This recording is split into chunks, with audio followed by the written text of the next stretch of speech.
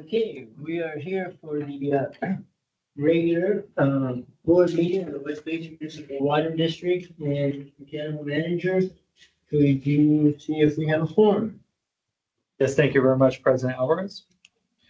Director Scott Houston. Here. Director Don Deere. Here. Director Gloria Gray. Here. Director Harold Williams. Here. And President Desi Alvarez. Here. We have a quorum. Okay. We will have the Pledge of Allegiance, and today allegiance and the Pledge of Allegiance will be Augustine Hall. Thank you, President Alvarez. I'll join me in the Pledge of Allegiance. I pledge allegiance to the flag of the United States of America and to the republic which stands one nation under God, indivisible, with liberty and justice for all. There you go. I used to say, eighth graders. Okay, how about public comment? Do we have any public comment, Mr. General Manager? President Alvarez, we have not received any requests for public comment, though this meeting is being held both in person and virtually. If there's any member that would like to make public comment, now would be the time to do so. Please indicate that you'd like to speak by raising your virtual hand, and we will call on you.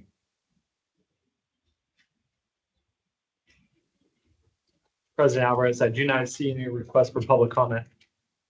Okay, and today we do have a presentation.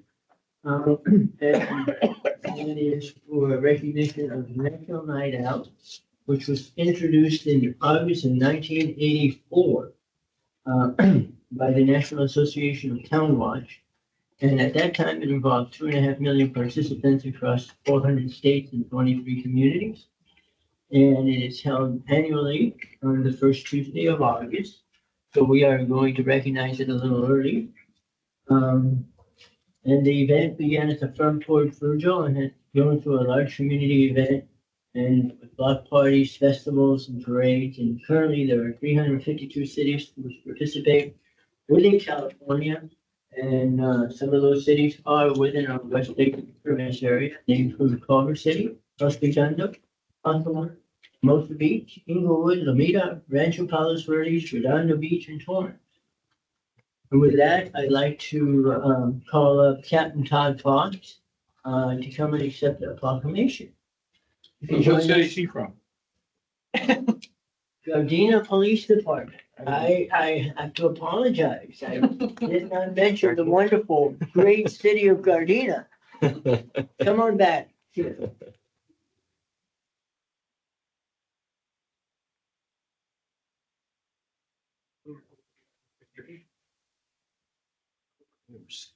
We want Director Vera, who is a famous, Yes, infamous. infamous also Gardena City Council member, mayor, school teacher. He's done it all. Oh, right. I never thought very. I told you it had an impact on me. All right. So we will read the proclamation. Whereas National Night Out was first introduced in 1984 by the National Association of Town Watch as a community building campaign among police community, partnerships, and neighborhood camaraderie, seeking to make communities safer and more caring places to live.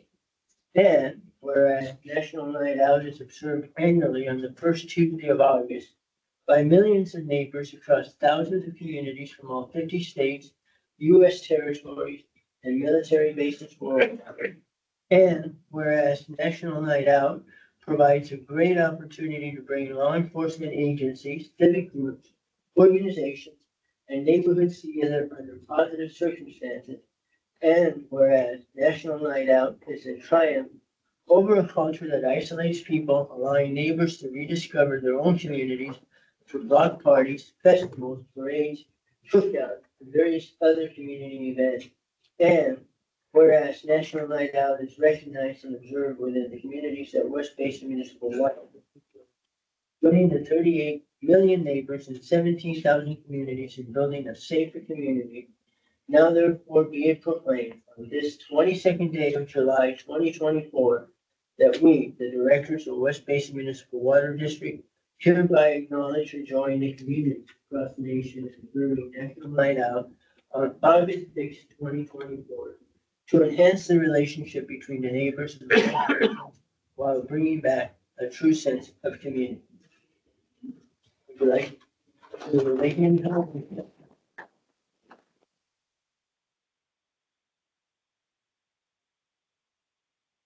Yes, on behalf of Chief Mike Safel and the men and women of the Gardena Police Department, we thank you very much for this recognition.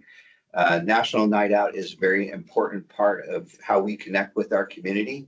And I'd like to believe that we probably have the best one in the South Bay. We get roughly about 500 to 800 people that come and enjoy that night, and it gives us a great opportunity to talk with our community and the visitors. So we want to thank you very much for this recognition. Thank you. And I just want to say too, National Night Out is extremely important, I believe personally, with our agency. As you know, we try to have booths at as many of the community events as we can. And when I first started out just in local activism, I was as a neighborhood watch block captain in El Segundo. And so that's how I kind of learned how we all take care of each other.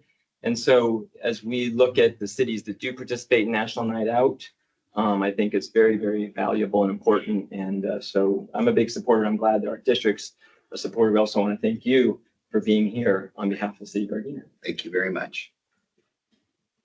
Any comment? Well, I come from cities, so former council member, city of Carson, and we have our sheriff. That's our law enforcement agents, right? But just as good as you guys, and we help each other.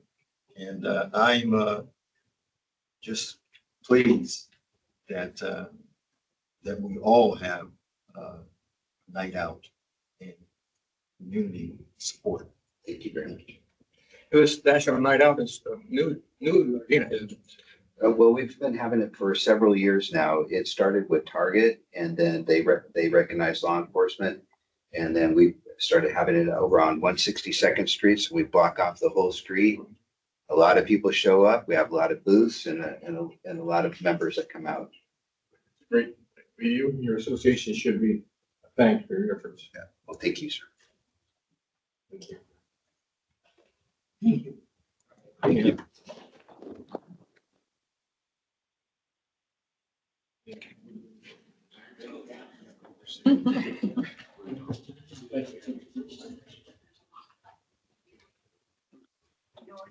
Mr. Chair, Yes, Director Gray, I'm sorry. Would you like to add a comment? yes, I am. Apologize. I know you guys are probably taking. I assume you're taking pictures, so can you hear my comments? Yes, we can. Yes, I just wanted to kind of reiterate what I've heard my colleagues say, and I think it's really important that West Basin does this because we do have cities in our service area, and I certainly Inglewood, City of Inglewood is part of my service area, and we do recognize National Night Out because it's so important for the police department to connect with the community in a very positive way, and the community learns about the positive things that law enforcement does in protecting our community. So congratulations, and thank you for the representative from the Gardena Police Department for being there today. Sorry I'm not there, but thank you for recognizing it. Thank you. Well, thank you, Director Gray, and you are here with in spirit and virtually. Thank you, President. Thank you. Okay, so moving on, we will move to the consent calendar. And on the consent calendar, is there anybody that would like to have any particular items discussed? No thing. I will move that we pass the consent calendar in full. I would like to have item 7C discussed. So with that, we will, move, well, we can do that now. Can we just, go ahead and have a presentation on item 7C? Yes. What page is that? For this item 7C, that begins on packet page 84. It is related to, for the board to consider fiscal year 24-25 district-sponsored memberships. And for this presentation, we do have Haza Vasquez, our deputy board secretary. Hey, good afternoon. Alvarez, members of the board. If I turn your attention to packet page 84, as EJ mentioned, where item 7C begins. So there are 3 items for your consideration. The first is for the Urban Water Institute Annual Conference. They're holding their annual conference in August 21st to the 23rd in San Diego. We have previously sponsored this conference in the past, most recently in 2023 at the silver level, which was $3,000. And there are various options to choose from for the sponsorship this year. At the committee level, we did have the committee recommend a sponsorship of $3,000 for this sponsorship, similar to what we did in previous years. The next item that we have is the 2024 Water Reuse California Annual Conference. This is taking place September 15th through the 17th in Garden Grove. And we have also sponsored this in the past, most recently in 2022 and 2023. In 2022, we sponsored at the $750 purple level. And then in 2023, we did the silver level at $3,000. So given that information, the committee did recommend a sponsorship of $3,000 for this event as well. The last one for your consideration is the 2024 Water Reuse Industrial Reuse Conference. Now, this isn't a conference that we've sponsored in the past. It's actually a newer conference that Water Reuse is putting together. Or I should say they're actually reviving it. They used to hold it, I believe they mentioned about 10 years ago is when they were holding that event more regularly. And they're trying to bring it back. So this is the first of this new iteration of the conference. That will be held November 19th through the 21st in Indian Wells. And again, we have not sponsored this in the past, but there are various options to choose from. The committee, after being presented with information, recommended a $2,000 table topic sponsorship, which would provide the opportunity to have a table topic discussion during the conference. And so again, that was for $2,000. And so with that, I'd like to read the recommendation that the board consider approving sponsorship of 1, the Urban Water Institute Annual Water Conference to be held August 21st through the 23rd at the Paradise Point Resort in San Diego, California, in the amount of $3,000. 2, the 2024 Water Reuse California Annual Conference to be held September 15th through the 17th at Hyatt Regency Orange County in Garden Grove, California, in the amount of $3,000. And 3, the 2024 Water Reuse Industrial Reuse Conference to be held November 19th through the 21st at the Hyatt Regency Resort in Indian Wells, California, as a table topic sponsor in the amount of $2,000. So with that, I'm happy to answer any of your questions. Okay, I have, some questions, but any other board members have any questions on this item? I'm waiting to hear your questions. We are members of all these organizations, Correct. so we pay a membership already. We do. These sponsorships would be above and beyond the membership. My next question is, for example, on the Urban Water Institute, the recommendation is to sponsor at the $3,000 level. Why was that selected as opposed to a bronze sponsorship at the $1,000? So in the discussion, the committee looked to what was previously done, what we've done kind of historically over the past few years, and felt that that's brought great benefit to the district in the past. So they felt that going with the same amount was, what they were looking to recommend to the board. They felt it was still beneficial for the board to do 3,000. Okay, so what did they come up with an explanation of what the difference is, or just the fact that we were doing that in the past? I believe that it was centered specifically about what we were doing in the past and looking at the benefits that that particular sponsorship level afforded. So in this case, since it does offer the complimentary registration with the previous one that we did with Urban Water in the spring, We did use that complimentary registration for the general manager to be able to attend that free of charge. It's also a conference that in the past has been regularly attended by members of the board and staff. So having available that complimentary registration seems to be a big perk for the district. What's the value of a complimentary registration?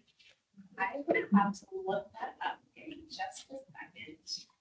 I'm not entirely sure off the top of my head. Well, I'll chime in if I might really quick. Go ahead. So at the committee, what we discussed was looking at those, I believe the first two, because it was looking at the same amount as last time. So since the board had done that last time, we just stayed at the same level on those two.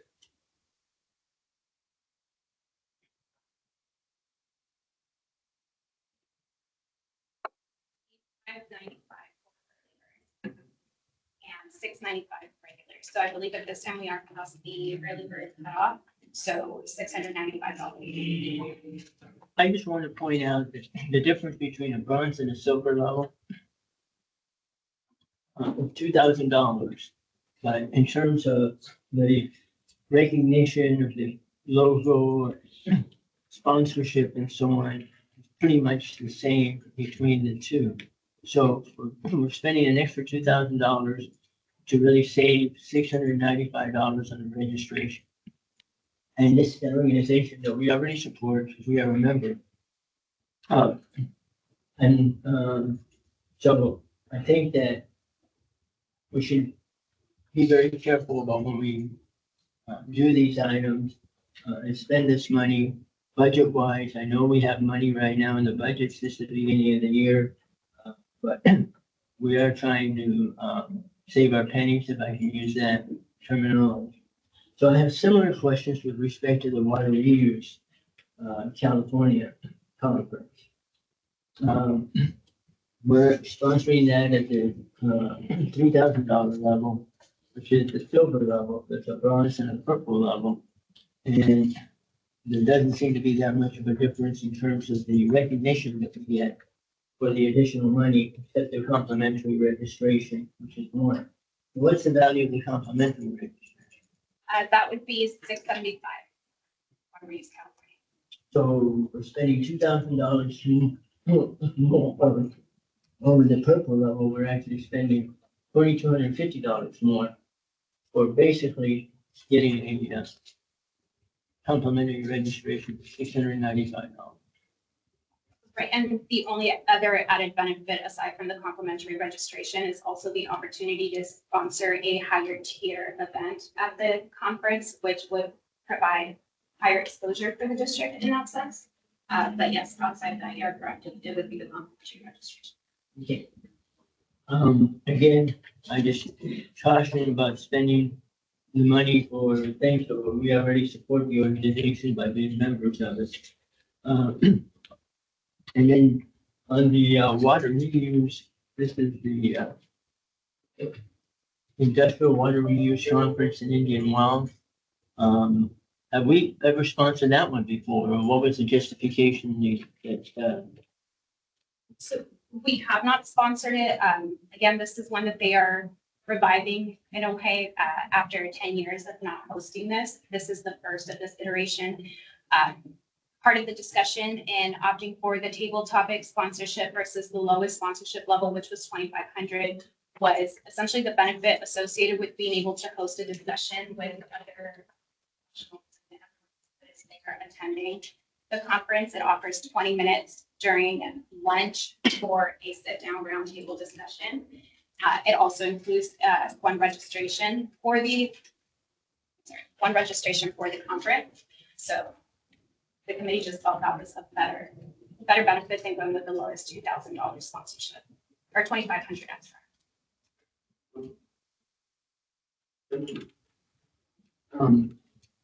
I don't know about the rest of the board. I think that we should be very more considerate when we're looking at sponsoring events and even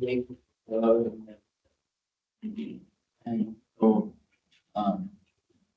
I for one just want to bring that up. And I don't think it's a wise investment of our money. But Notwithstanding that, we do have a motion for the consent calendar, so we will consider the consent calendar now. And that includes item 7C, which is that discussion. Director Scott Houston, Yes. Director Don Deere, Yes. Director Gloria Gray, Yes, Director Harold Williams, Yes. President Desi Alvarez. Yes, on all items except 7B and 7C, and I'd like to register no vote on.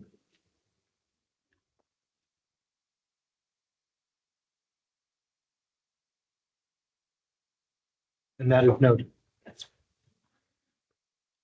Okay, so we will move to the action calendar, and the first item is consideration of sponsorship for fiscal year 24-25 community outreach event. Mr. General Manager, would you like to introduce that item? Yes, thank you very much, Mr. President. This item, as you mentioned, is related to another fiscal year 24-25 community outreach event. This request did come in a little bit late, and due to the date and our timing sequence here at West Basin Municipal Water District, it required us to come directly to the Board of Directors. And for this presentation, we do have Haza Vasquez, again, our Deputy Board Secretary. I can turn your attention to page 245, where item 8A begins. With this one, I do have just one item for your consideration. Walk with Sally is hosting its annual White Light, White Night event on Saturday, August 10th. Director Houston is requesting consideration for West Basin to sponsor this event in the amount of $2,500, which would grant West Basin a table to distribute relevant information as well as an advertisement promoting district awareness. Of note, we have not previously sponsored this event, but if you'd like to see additional information regarding this particular request, you can turn your attention to packet page 247, where attachment 8 begins. Also, just of note, towards the bottom of packet page 245 for the visible impact. So with the approval of the items that were included in the consent calendar, there is a balance. And if this one were to be approved, I'm sorry, of $2,500, it would leave a remaining balance of $57,900. Details on that budget is included as attachment B, and that is on packet page 260. And so with that, I'd like to read the recommendation. Director Houston recommends that the board consider approving sponsorship of the Walk with Sally White Light, White Night event scheduled to be held on Saturday, August 10th, 2024, in the amount of $2,500. With that, I'm happy to answer any of your questions. Thank you. Do we have any questions on this one? I will like to also make a comment that this is an event that we have not sponsored in the past. And we look at the budget for sponsorships. We started out with 75,000. And if we approve this one, we will be in the first month of our budget year. We will have spent $17,100 of our budget, and we're so a little over 20%, and we are basically 8% into the fiscal year. So I don't know if I'll get any support, but I am going to make a motion that we do not approve the recommendation. I'll second the motion. We have discussion then? Yes, we may. So I understand. So Director Alvarez made a motion that we don't support this, which I think is unfortunate. I'd rather we looked at the motion to support and he can vote against it. But for what it's worth, they are based in El Segundo. They deal with youth who are struggling with cancer. It is a 501c3 with really high regard. Yes, they've not ever been sponsored by us before. They did reach out, and I thought it was worthy that we potentially entertain that. It is the least expensive one, for what it's worth. I think it'd be very unfortunate if our board doesn't consider it. I mean, all the organizations that we support that are 501c3s, they meet our criteria and the funds go to good cause. And I understand Director Alvarez may have difference of opinion as to how the district utilizes our sponsorship money.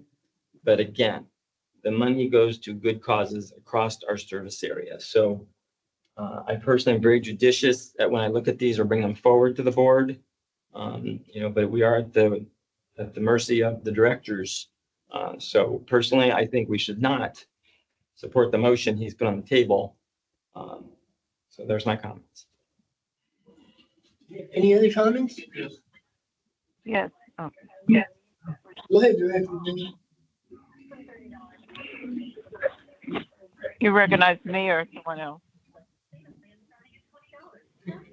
Hello? Yes. Oh, yes. Richard My Gray. yes, yes. Go ahead, You know, Director Gray. thank you. I've always supported community outreach, and that's what I see these items that come before our agenda. I think it's always a way of getting our name out there and what we do, and also supporting the work that they do in the communities. Um, I certainly understand Director, our President Alvarez's concern. I guess he expressed about the amount of money that we've used this far, and if this is approved, I think we should be conscious of what items we do bring before the board, because it is a budget that has to last through the fiscal year. But I do support those items that are brought to the board that do support community outreach. So that's my overall comment. Go ahead, Director. I think we have to be careful we don't overdo this charity business. It's not tied in the water in any way. When it's tied into water, like a conference and so forth, that's an automatic in my opinion, but to support. But these kinds of charitable activities, this is a new one. What we need to do, I think, is to schedule an entire year's worth of contributions so we know where we're going, as opposed to this piecemeal business every month. And particularly when these new items come up, what's going to happen at the end of the month? Well, we're going to spend more money, we're going to go into debt, or something's going to happen wrong at the end of the term. So I'm going to back Desi's motion this time. Just for consideration. Can I? Go ahead, Director Gray. Yeah, Director Deere made a good point. We probably should do some kind of a reevaluation of how we do this. Again, I do think it's necessary, even though there may not be a water nexus. I think that there's always a water nexus because everybody uses water. Now, the organization may not be promoting so much water issues or water education, but again, I think for me, the overall goal is for people to be aware of how important water is. And I think that when we do support these organizations, we have an opportunity to either speak, which means that we can talk about water or we can advertise. And I think that is a good way to get our message out. But I do think we need to probably maybe evaluate how we consider any recommendations that come before the board to do this. Groups that are water related, I think they should always have first priority, but I do think the others should be considered because it is a good way for people to be educated about what we do in water. Thank you. Okay, any other comments? Director Houston? No, I'll just say a couple of things because we've talked about these things ad nauseum over many years. One of which is we have a overall budget for the year, and most of these organizations, the time frame comes in over the course of the year, and they have certain deadlines. And some people do things each year, some do not. So quite frankly, we can't just have a laundry list of things that we know we're going to support or the cost point. So I think that is going to be a difficult conversation. That's why things are brought per month to the board. So sometimes there's a lot of issues depending on the season, like when it's Ed Foundation time, et cetera, and sometimes not.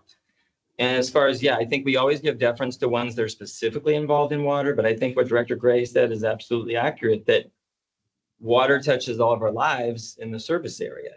And so, of course, this is part of our budget, that we have options to look at these things.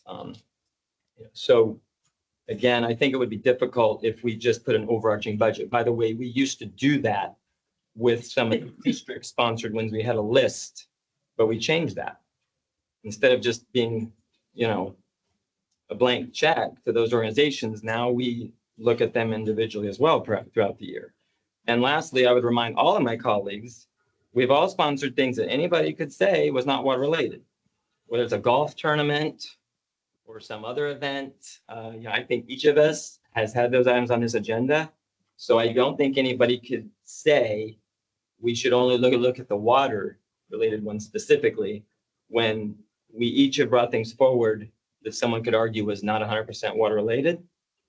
And so then if we were saying that, we actually would be talking against things we brought forward in the past. So each of these, I believe, should be discussed individually per month as they come forward. And by the way, one last thing, directors, we each have the option of putting on the agenda or not, right? I know you all probably get things and you say no, and you never even bring it to the board. I do that too. So, I mean, again, I think we're each judicious about what we bring forward or not, and we have our perspectives, and of course, it's the board decision. So, thank you. No, I'd like to make a couple of comments. Just with respect to being judicious about spending money, with approval of this item, we will be over 20% of the budget, and we're just the first month into the budget year. And to speak to the item about that these things come up when they come up, and we have money available. Let's not forget that at the end of the last budget year, which is just about a month ago, I'm sorry, we were asked to approve 2 sponsorships that exceeded the budget in the sponsorship fund. And we had to then defer the approval of those until we approved the budget for this year. And at the date of the approval of the budget, we already committed to spend basically $5,000 or $5,500 of the budget. So we do need to be judicious because if requests come throughout the course of the year, and if you spend a lot of money at the beginning of the year, then you find yourself in a situation where there are events that some would like to sponsor and there isn't sufficient funds. We just experienced that. And I would like to expand on Director Deere's comments. We do need to be considerate about spending money, and a lot of these events, although worthwhile, really have nothing to do with water. And we are a public agency, so we need to be careful about how we spend money. Some would consider this that it's not although it's a good cause, that it is not a good expenditure of public money. Public agencies are not necessarily there to sponsor every good cause that comes along. There are just too many needs, and there isn't enough money. We are a water agency. The revenues that we get are come from water sales, which are paid by water users. I think they intend to have that money used for the purpose of delivering water, which we do an excellent job of, and not for supporting a lot of other organizations. So we do need to consider and maybe look at the overall policy of how we spend money on sponsorships, and that they maybe should be more targeted to those events that do support the water industry, and which is our business. Walk with Sally is a nice organization, and it has a good cause. They mentor children of individuals that have cancer and need support. And I think that one of the things that they do need is more volunteers to mentor children. But this event is one that I think it just goes one step too far, notwithstanding the good service that Walk with Sally provides. But we do need to be considerate of the fact that these are public funds and really more targeted to water expenditures and not necessarily to just spend it on every good cause out there. So with that, let's go ahead and have a vote. Can you reread the motion, please, so we would know? The motion, as I heard it, was to oppose the recommendation that is included within item 8A, which is to consider a sponsorship of fiscal year 24-25 community outreach events for the specific Walk with Sally White Light Night event scheduled to be held on Saturday, August 10th. Director Scott Houston? No. Director Don Deere? Yes. Director Gloria Gray? I didn't hear the motion. Could you please repeat the motion? I'm sorry. Yes, the motion was to oppose the recommendation that the board consider approving sponsorship of the Walk with Sally White Light Night event scheduled to be held on Saturday, August 10th. So a yes vote would be a no vote for the event. So I support the recommendation, so it's no. Correct. Director Harold Williams, Yes. President Desi Alvarez. Yes. Okay, so we will move on to item 8B, which is adopt the resolution number 05-24-1208 of the administrative code, adding the conflict of interest policy covering design build projects. General Manager, would you like to introduce the item? Yes, thank you very much, President Alvarez. This item is being brought back to the Board of Directors for your consideration. It was brought to the board just last month with some specific direction provided by the board as far as the resolution and some of the concerns. So today we do have Joanna Garcia Singleton, our contracts administrator, for a presentation. And I see John Benner. Are you touching on this one as well? Okay, perfect. All right. I'll throw it over to Joanna.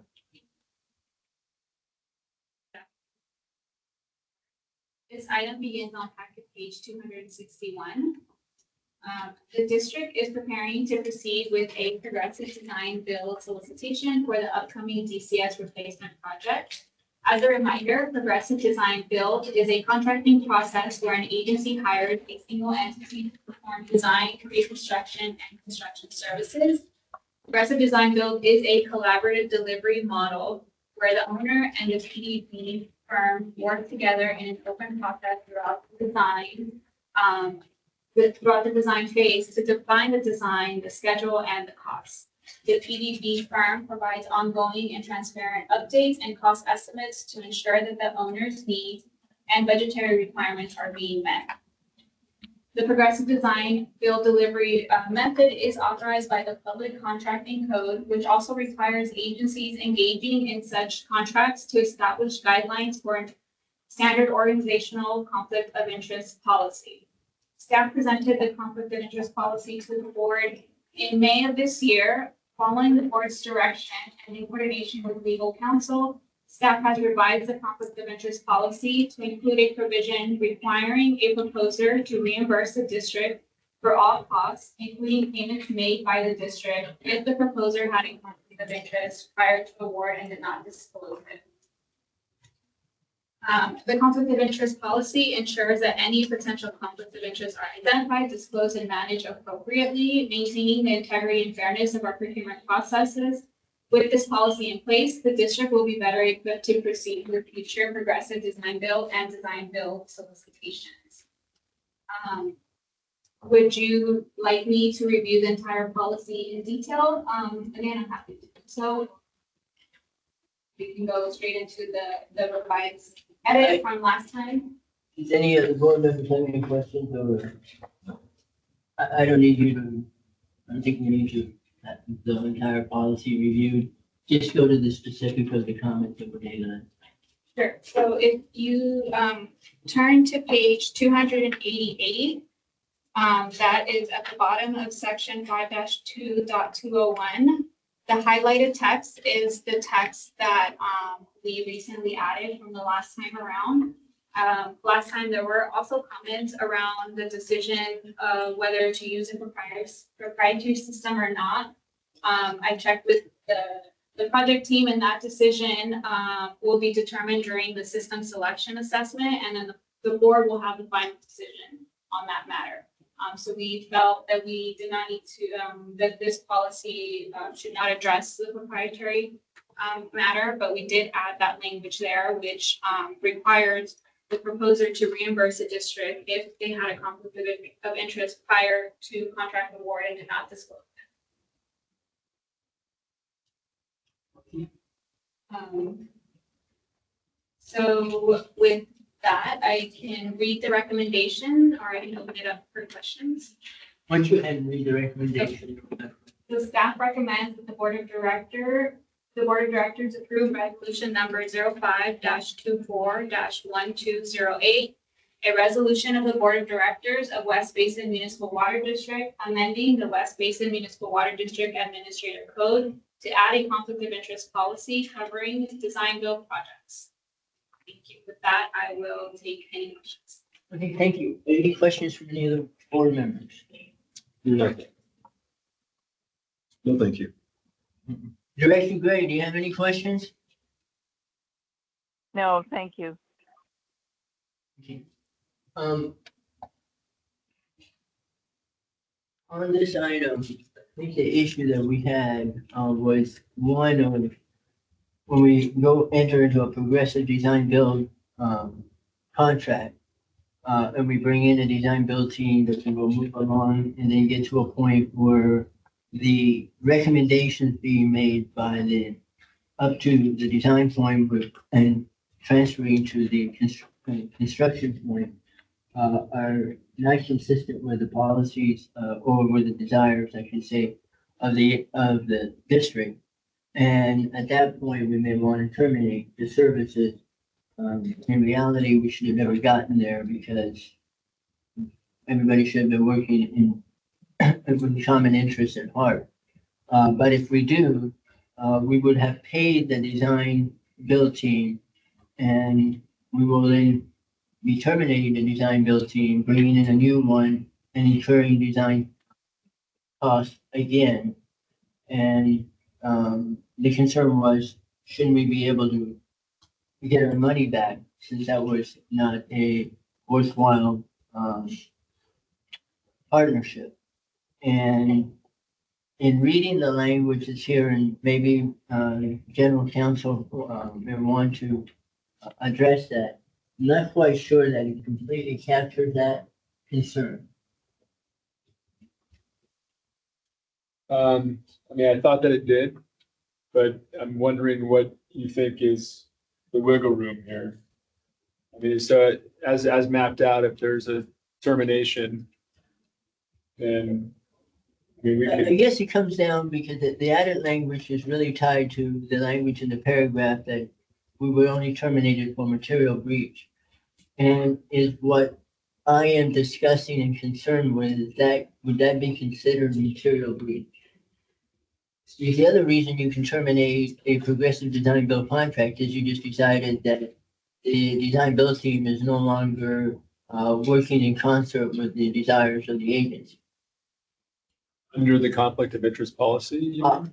Under any We're just in a regulation, so conflict. we're gonna have the specific policy that we're now introducing. I just So made it it, addresses whether we should be able to recover money or not.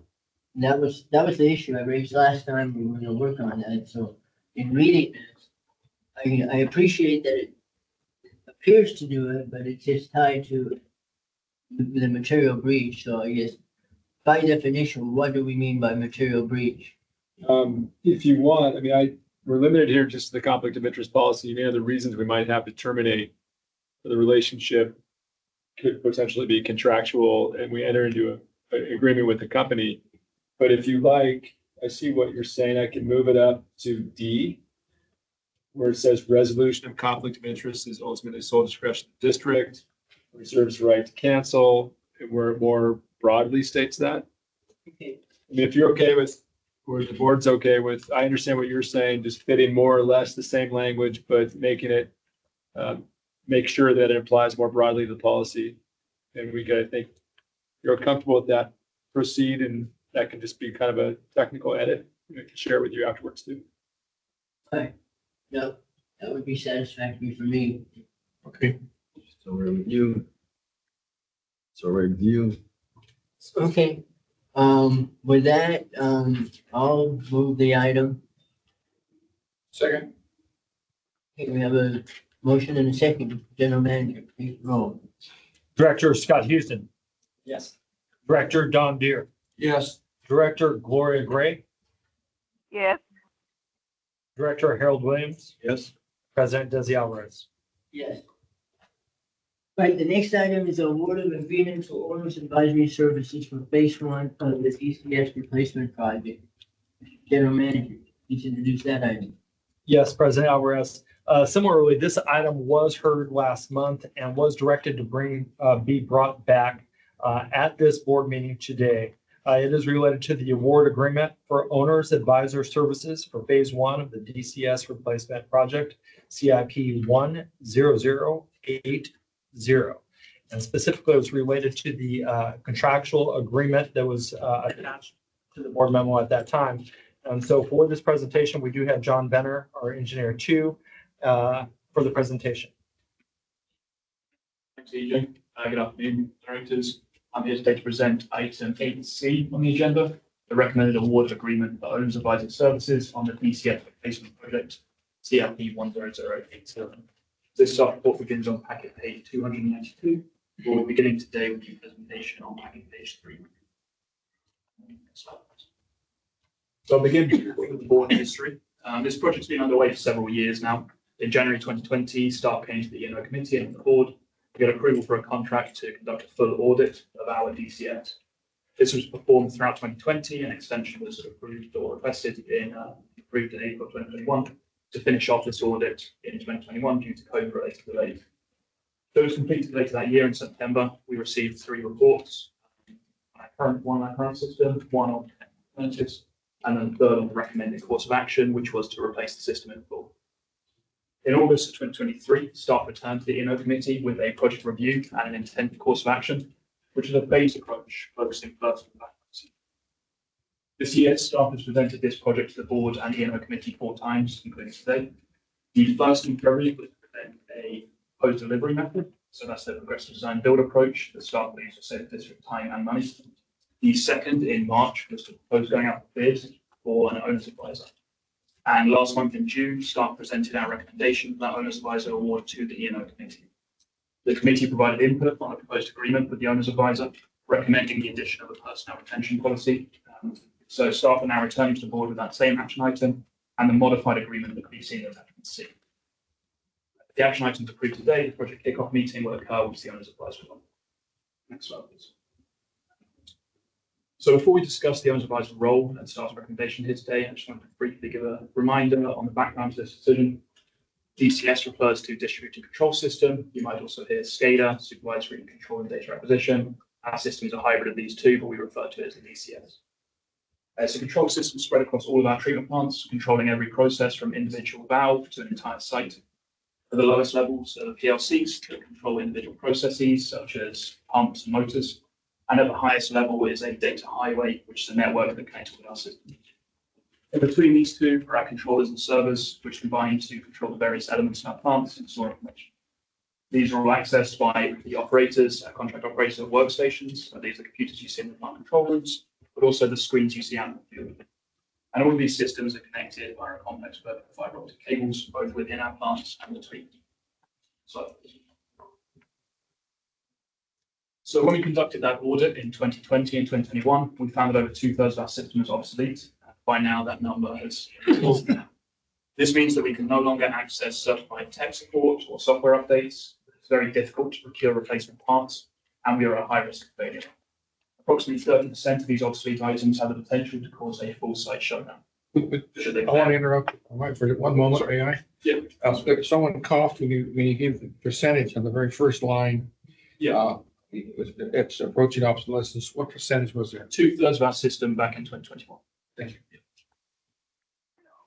30% of these obsolete items have potential to cause a full site shutdown if it failed. And as it's difficult to get qualified service personnel or replacement parts, these shutdowns could last months. In addition, we're having significant trouble integrating new systems, as you may have seen in some other projects, and we are at a heightened risk of cyber attacks. We need to replace the system. However, the cost of replacing the entire system is significant, potentially up to $40 million. Therefore, last year, staff conducted a risk analysis into the system and found that approximately 80% of our shutdown risk lies with only 38% of our system. So that's what we're calling the backbone, shown in the graphic here. This backbone is mostly comprised of proprietary equipment provided by Emerson Electric, and these backbone systems will be required no matter what infrastructure or processes are required at our treatment sites. Replacing these systems is estimated to cost around $10 to $12 million, which means we'd be removing approximately 80% of that risk for around a third of the total estimated replacement cost. This backbone replacement comprises phase one of the replacement project, with the phase two replacement of the process equipment, so the second box at the bottom there, that's being postponed to a later date until after this project. Next slide, please. This slide gives an overview of some of the most recent failures of our DCS backbone. While they might seem like low-dollar repairs, each of these cause significant disruptions to both our daily operations and ongoing projects.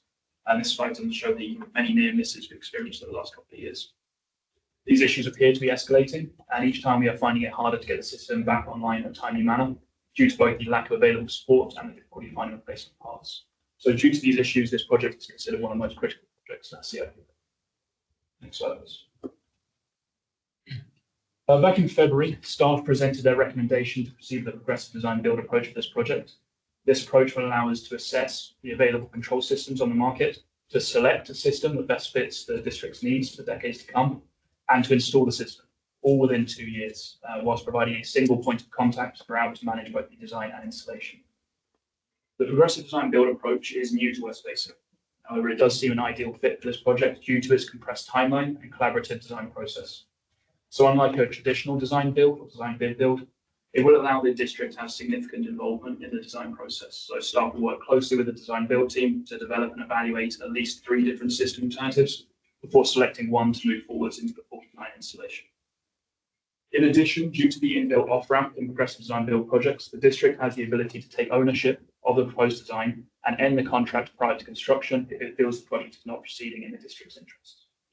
The PDB option is relatively new for municipalities in the state of California, having only been available since the start of 2023, and it comes with new procurement and reporting requirements, which is one of the many reasons we are recommending the procurement and owners advisor today to assist us with it. As I mentioned, this estimated the project will cost up to $12 million and take around 24 months.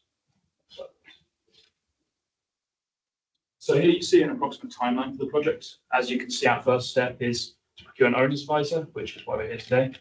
Their role will be to assist the district throughout this process, both with the progressive design build process and also the technical elements of replacing the backbone. Once that owner's advisor is on board, they will help us to procure a competent design build team, which is obviously critical to this project, as the design builder will drive the entire project from start to finish. Therefore, it is crucial that we have robust contract documents in place and an experienced owner's advisor assisting during selection of that design build team and negotiations. Once the design builder is onboarded, likely in early 2025, we will begin the pre-construction phase.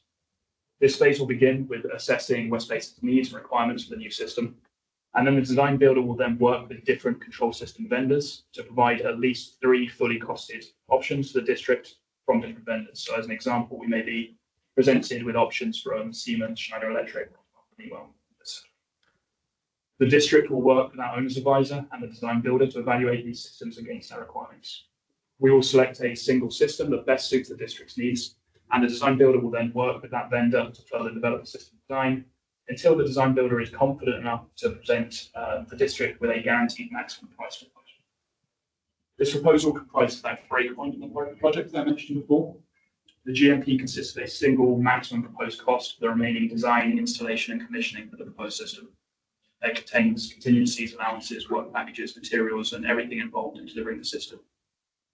The intent is the design builder is effectively guaranteeing that the final project cost will not exceed what they are proposing.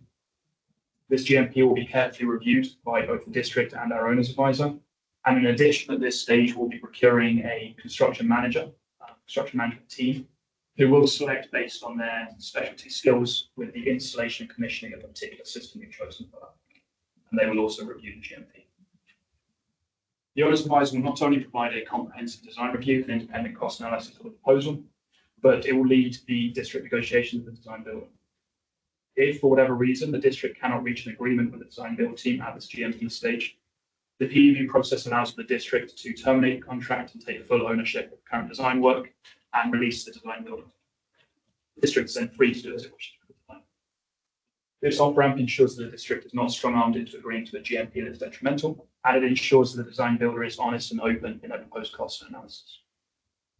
If the GMP does result in an agreement, then the contract will be amended to include the full design, procurement, fabrication, installation, testing, and commissioning of the new system. The project will move into the construction phase, where the district's construction management team will be on site to oversee the installation and commissioning. The owner's advisor will take more of a backseat during this stage, assisting the district with technical queries, PEV-related concerns, and reviewing the proposed master plan. The project aims to finish in summer 2026. Next slide, please. So on this slide, it details the actual scope for the owner's advisor that we're proposing today. So throughout the project, the owner's advisor needs to provide expertise in the PEV process, as we mentioned, and also risk management, which is going to be critical each time we go into any negotiations with the design builder to ensure the district is not taken advantage of in any of the negotiations. In addition, the owner's advisor must have experience with multiple DCS and SCADA systems.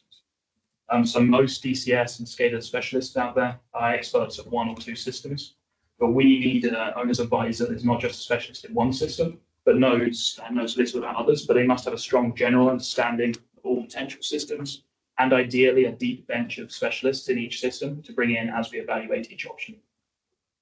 The owner's advisor will also be responsible for controlling all documentation, including at the beginning, collating West Basin's existing DCF documentation to ensure everyone's on the same page. And of course, they'll be providing constant value engineering throughout to ensure the district is receiving good value for money.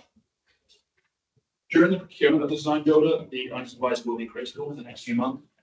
They will begin by developing a solid understanding of the district's current system and detailing both gaps and deficiencies that may create risk during the design stage. They will adapt the district's procurement documents into comprehensive watertight requirements that both protect the district and inform the design builder. And the owner's advisor will assist in both the evaluation of the design builder proposals and those all important negotiations.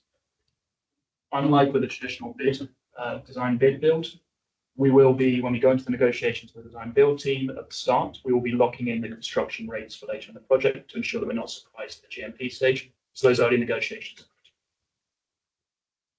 During the pre-construction phase, the owner's advisor will provide comprehensive design reviews of every proposed design, provide independent cost estimation services for every proposed cost, and perform quality assurance and control for everything the design build team produces. And as I mentioned several times, they'll also lead those critical GMP negotiations. As previously mentioned, the OA will take more of a backseat during the construction phase, with the construction management team coming in as the system integration experts. The OA will be providing assistance throughout, but their primary goal will be to continue reviewing design decisions and also forming a comprehensive view of the proposed master plan. Next slide. So as you can imagine, with such a detailed and specialist scope, the district wanted to ensure that we received proposals from competent respondents. Therefore, we started an outreach several months before the RFP was posted. This outreach involved personally contacting 29 companies. 13 of those companies requested meetings, either virtually, on-site, walkthroughs, or both, prior to the RFP being posted. Once it was posted, we held a pre-proposal meeting on April 25th. We had 25 attendees across 13 companies. And on May 21st, we received 3 proposals from Arcadis, US Incorporated, Cordova Corporation, and GHD.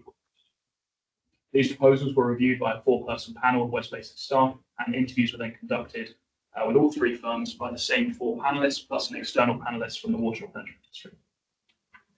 The panel selected Arcadis, US Incorporated, as the eventual winner, with a very high score of 91 out of a total of 107 points. Since the proposals were received, staff reached out to the other 10 companies that attended the pre-proposal meeting but didn't submit proposals. As you can see from this chart here on the right, see it maybe easier to see in your packet. 5 of the 10 who didn't provide proposals stated that they would prefer to wait for progressive design build contracts. They were usually specialist integrators or specialist systems. 2 companies stated that they did not feel comfortable proposing due to their limited knowledge of West Basin and the way we operate, and we've since held introductory meetings with both of those firms. 2 additional companies had inadequate resources for this contract, and 1 company did not respond to inquiries. So West Basin staff are happy with the industry engagement on this project and believe the responses bode well for the upcoming progressive design build procurement later this year. Next slide, please. I just wanted to go over briefly the reasons why the review panel selected Arcadis as owner's advisor or recommending Arcadis. Firstly, the proposed Arcadis team have worked on many progressive design build projects in the past, both on the owners and the design build side. This means that they're well placed to assist the district with those with both procurement of the design builder and to lead those all important negotiations. In addition, they are currently serving as the owner's advisor for the Galita Water District on a very similar DCS SCADA upgrade project that is also a progressive design build. So it's very similar to the project proposing here. And Arcadis' proposed project manager for our project is also the project manager. When it comes to technical expertise, the Arcadis team has experience designing, programming, installing, and commissioning a wide range of control systems, as well as network devices and architecture. Arcadis has a dedicated programming laboratory in Arizona that can run any of the major systems and has been used to replicate and trial system designs before implementation for several agencies, including LADWP. Arcadis holds vendor certification for several systems, meaning that control system vendors certified them as accredited designers. Amongst the proposed key personnel, Arcadis has certified cybersecurity experts, with two of their proposed team holding the prized Global Industrial Cybersecurity Personnel Professional certification. Arcadis currently provides on-the-ground SCADA and DCS technical support for several agencies, including the Inland Empire Utilities. And their proposed team has developed SCADA master plans for many different needs. So overall, the Arcadis team is competent and well qualified for this role. They have excellent PDB experience, technical expertise across a broad range of systems, and a deep bench of personnel and resources across the country that are specialists in those individuals. Next slide, please. This slide just continues what the previous slide showed. So when the panel analysed Arcadis' proposal and interview, they found that Arcadis ticked the box for every one of those scope items we reviewed earlier, and they represent a well-qualified team. The staff represent well. Next slide, please. So on to the last couple of slides. There's project finances here. As of May 31st, we spent a total of $874,877 for this project. That's since the project's inception in 2019. Just over half of that total was spent on the comprehensive audit that we conducted, which finished in 2021. Last fiscal year, we spent just under $100,000 up to May 31st.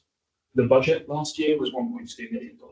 So we were well under budget. That was mostly due to the decision to move away from simply proceeding with the refurbishment through Emerson and to move to a progressive design build, which delayed the implementation.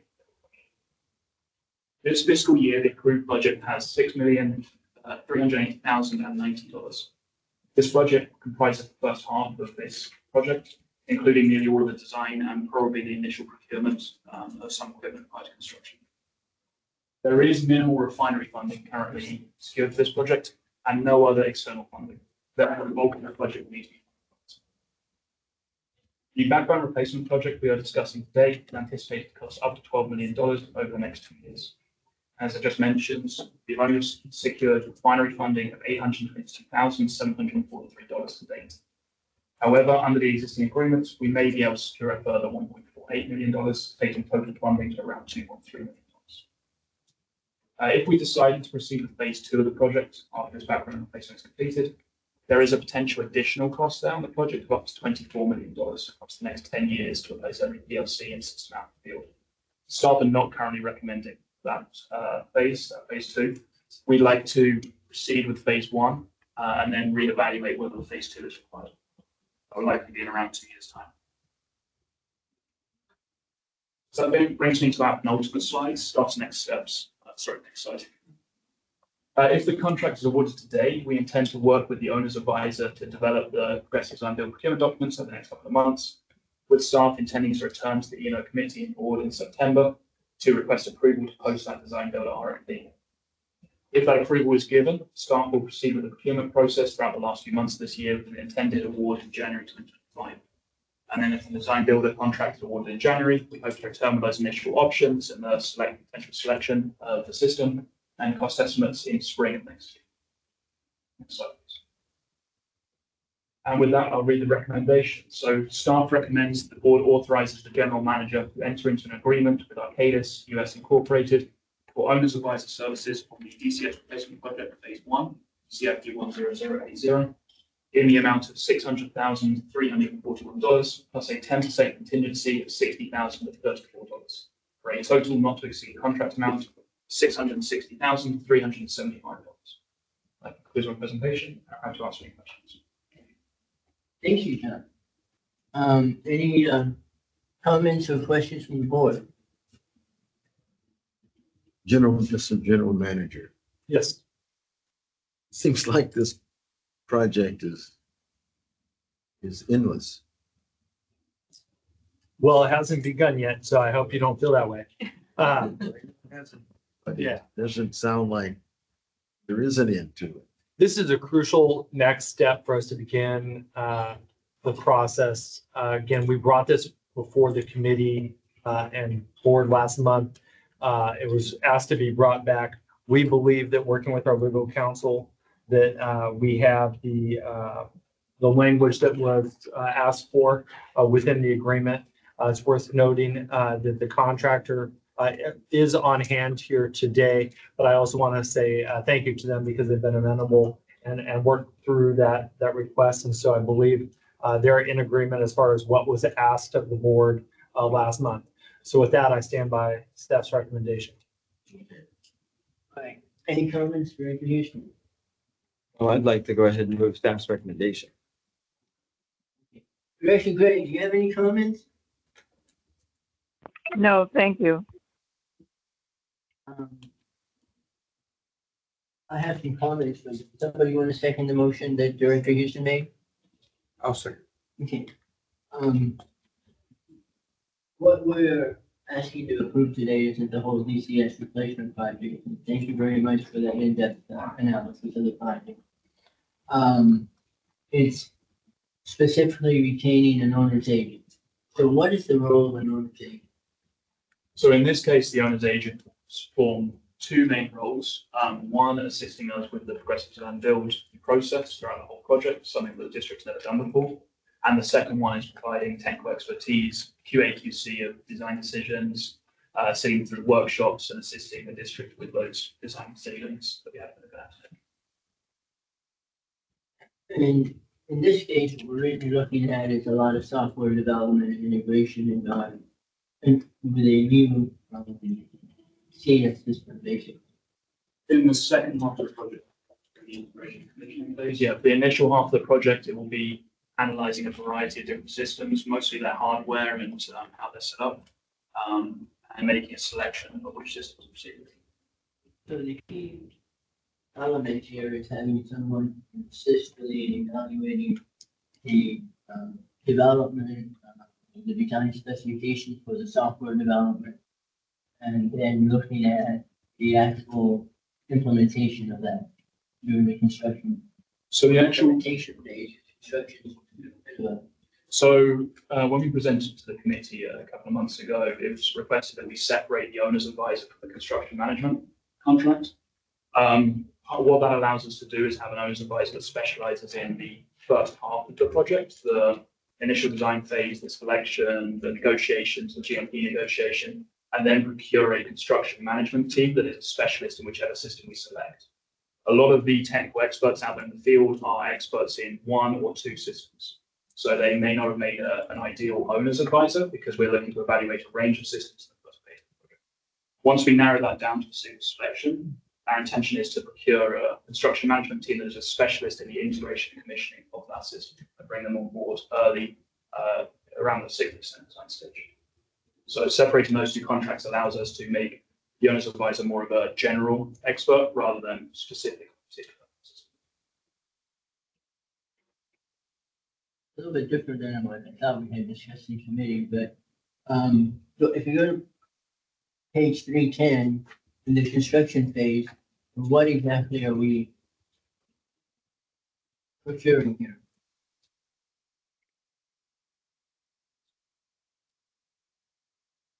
So was the question, what exactly are we asking the owner's advisor to do during the construction phase, or? Yes. Yeah, so during the construction phase, the owner's advisor will likely take a bit more of a backseat role as a construction management team coming to the fore, and actually being the boots on the ground people who are assisting with the integration, the software programming, and commissioning. During the construction phase, because it's a progressive design build contract, there will still be design decisions going on continuously, as we go through construction.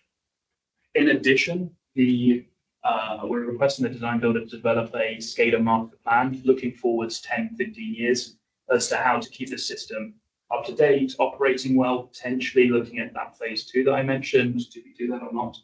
Making recommendations on how to keep our system safe for cybersecurity reasons, up to date. And the owner's advisor will perform a key role in the QA, QC and evaluating that master plan to ensure it meets the needs of the district.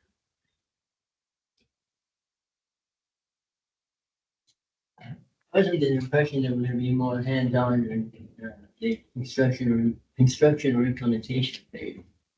And I'm a little surprised that we're actually gonna hire a construction manager for this. Because it seems like the owner's agent wants you to be fulfilling that role.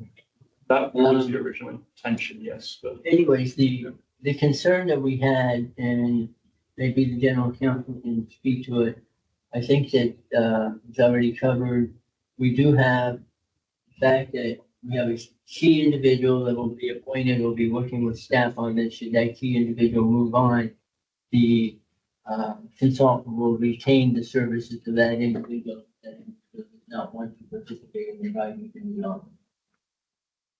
And we added section 10 to the agreement that essentially allows us to retain them directly or through the existing contractor. Right. Those are my questions. Anybody have any other questions? If not, we can go ahead and take the vote. Director Scott Houston. Director Don Deere. Yes. Director Gloria Gray. Yes. Director Harold Williams. Staying. President Desi Alvarez. Okay, moving on. Item 8D, select candidate for California Special District Association Board of Directors for the Southern Network seat for the 24-26 term. Yes, thank you very much, President Alvarez. This is an item that did come through I believe, the F&A, Finance and Administration Committee meeting.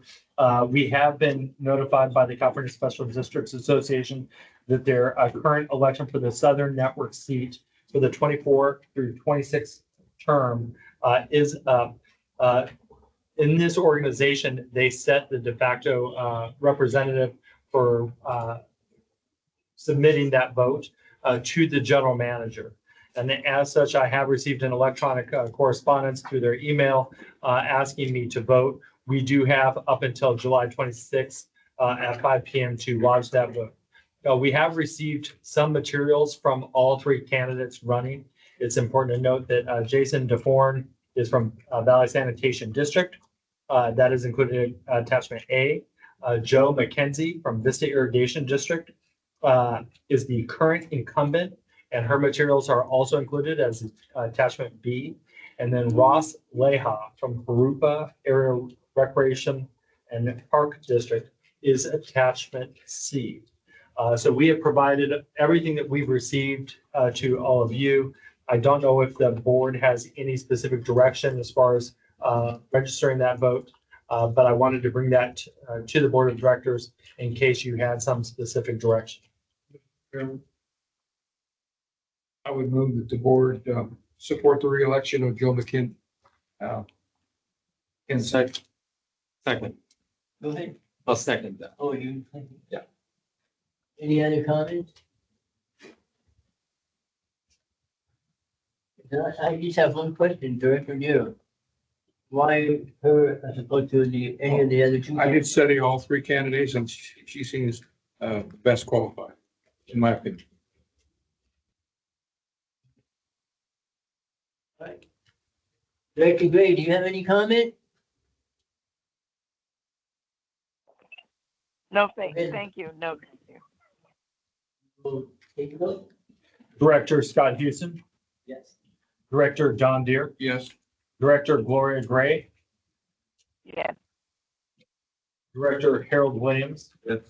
President Desi Alvarez. Okay, Next item is the adoption of a support petition on HR 8682. General Manager, would you like to introduce that item? Yes, thank you very much.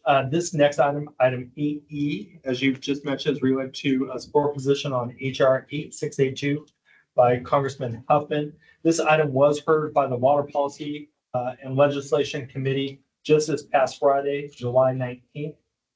At that time, the committee did recommend approval of staff's recommendation that the board adopt a support position on HR 8682, the Water Conservation Rebate Tax Parity Act, as proposed by Representatives Jared Huffman, California, and John Curtis of Utah. So with that, we do have Augustine Hahn, who gave the staff presentation at that time, and we're happy to go through that presentation if you'd like. Does the board need a presentation on this? Lucy, maybe you can just tell us, get right down to what is specifically does this bill do? Happy to do so, President Alvarez. This bill is a reintroduction of the longstanding effort to amend federal tax code to exempt subsidies and rebates received for water conservation, stormwater management, wastewater management measures. And so, for instance, residents in West Basin service area currently have to treat rebates received for grass replacement and other divided rebates as taxable income under the federal tax code. If passed, these subsidies received would receive the same federal tax treatment as energy subsidies currently do. And just to kind of touch base on what the state of California has been doing, the state of California took steps last year by reinstating its tax exclusion for the tax years 2022 through 2027 through a piece of legislation. Happy to answer any other questions. Thank you. Any comments? No, thank you. So this applies to individuals, not so much to businesses. It would apply to businesses as well. Well, businesses probably already deduct the expense, which would offset the income. Well, an individual cannot. Okay, that was my only comment. Do we have a motion on this one? I'll move it. Okay. We have a motion and a second, so let's go ahead and take the roll. Director Scott Houston, Director Don Deere, Yes. Director Gloria Gray, Yeah, Director Harold Williams, Yes. and President Desi Alvarez. Yes. And now we have item 8F, which is the adoption of resolution 724/1212, the Los Angeles County Water Plan. General Manager. Yes, President Alvarez, this item, like the previous item, was heard in the Water Policy and Legislation Committee on Friday, July 19th. It was recommended to the Board of Directors for approval of staff's recommendation that the board approve, adopt, and authorize the president to sign resolution number 07241212, a resolution of the Board of Directors of West Basin Municipal Water District relating to the Los Angeles County Water Plan. And again, we do have Augustine Hahn on hand if you have any questions about the item or if you'd like the staff presentation. Does anyone want a staff presentation on this item? I just like to move recommendation. Okay, we have a motion to move. You have a second? Second. Okay. With that, let's just go ahead and take a roll. Director Scott Houston, Yes. Director Don Deere, Yes. Director Gloria Gray, Director Gray, yes, I'm sorry, I'm here. Director Harold Williams, Yes. and President Desi Alvarez. Yes. Okay. Okay, we'll move on, information calendar. Is there any items? I don't believe there's anything on the information calendar. That is correct. Right, and then the next item is receive and file. We have a motion to receive and file. I'll move it. I'll second it. We can go ahead and have a vote. Director Scott Houston. Yes. Director Don Deere, Yes. Director Gloria Gray, Yes, Director Harold Williams, Yes. President Desi Alvarez. Yes. And next item up is the general manager activities report, general manager. Yes, thank you very much, President Alvarez. We do have a written general manager report that is before you, I believe. It's being handed out as we speak. It will, of course, be added to our online system in case members of the public would like to review that as well. And outside of that, I do not have anything to add except for one final item. I'll actually mention two. The first, of course, I've sent you all an email related to West Basin's internship program. I do want to note that we have interns now ready and prepared to service on behalf of the district for the upcoming year. You will be seeing them obviously here at the Board of Directors meetings, but also our committee meetings. So I hope when you see them in the hallways, you can say hi if our interns, I think we might only have one here today. But if you happen to see them, stop, talk to them, ask them about what they're studying and get to know them because we're excited to have them. Secondly, I would like to mention that our very own Kevin Cullen, a member of our engineer team, did successfully pass his final test and has earned his PE. So you'll notice he is not here today either, but he is probably hard at work at the JMM Phase 2 expansion project as we hope to get that to completion as soon as possible. So I want to congratulate Kevin. So with that, that concludes my manager's report. Okay, Mr. General Counsel, do you have any comments? Nothing for open session, President. Okay. AB 1234 reporting compliance. Board members, do you have any who you would like to report? No, thank you. Director Houston. Yes, I just have one thing to report since our last board meeting on the 5th of July. We sponsored an event, which was the Culver City Drone Independence Day celebration. They actually did the day after, on July 5. And by the way, our general manager was there. We had a booth. We had a lot of folks who came up to that booth that evening. Actually, it was one of the most packed events, I was told, that they've had since they redid the Culver Steps and all that at the Culver Hotel. And then I did get to say a few words among some of the other elected officials and sponsors. But of course, touting, water resilience and our community outreach efforts and directing them to our booth. And so it was an excellent event and just want to report that as well as thank my colleagues who supported us being there. Thank you. Director Gray, do you have any comments you'd like to make? No, thank you. Okay, then moving on, we will go into closed session. Mr. General Counsel, would you like to introduce a closed session item? Yes, I'm happy to. We'll go into closed session for the 5A through E items that are listed on the agenda, which includes anticipated litigation, initiation of litigation, existing litigation, and public employee evaluation. General Manager. Okay. And with that, we will adjourn to closed session.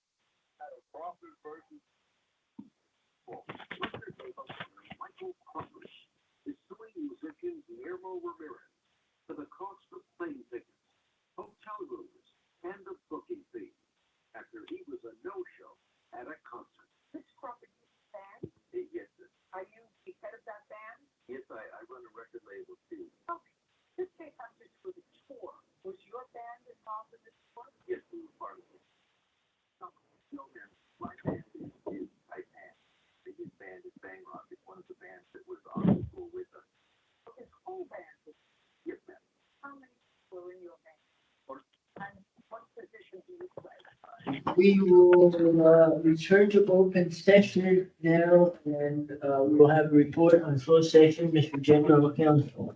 Yes, I have two items to report on. One is item 14C. The board voted in closed session to opt out of the settlements with BASF and Tyco by unanimous vote. And with regard to 14E, the board voted unanimously also to reject the 5 claims that are listed in the agenda. There's no other reportable actions. Thank you very much. With that, we will move to director's comments and future agenda items. So we'll start with you, Director Williams. I have none, thank you. Director Houston.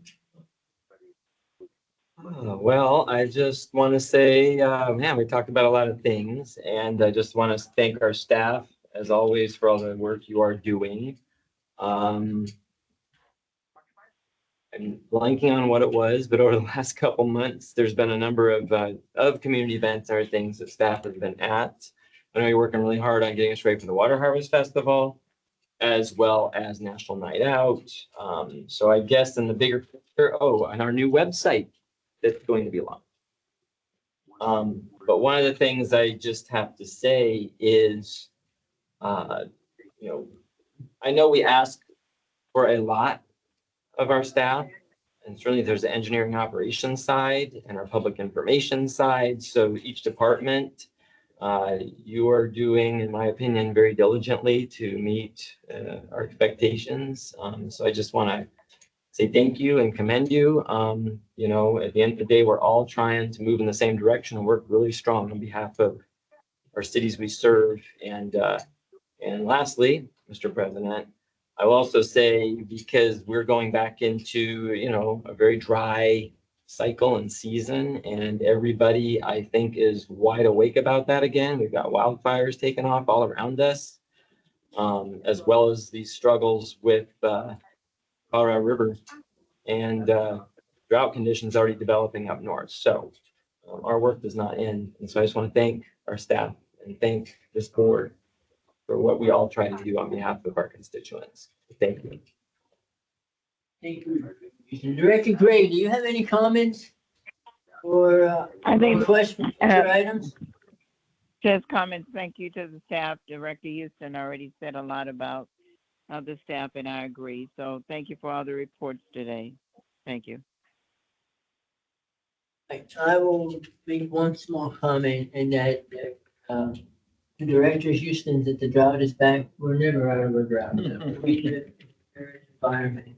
And the exception is that we have a wet period, but we live in drought conditions.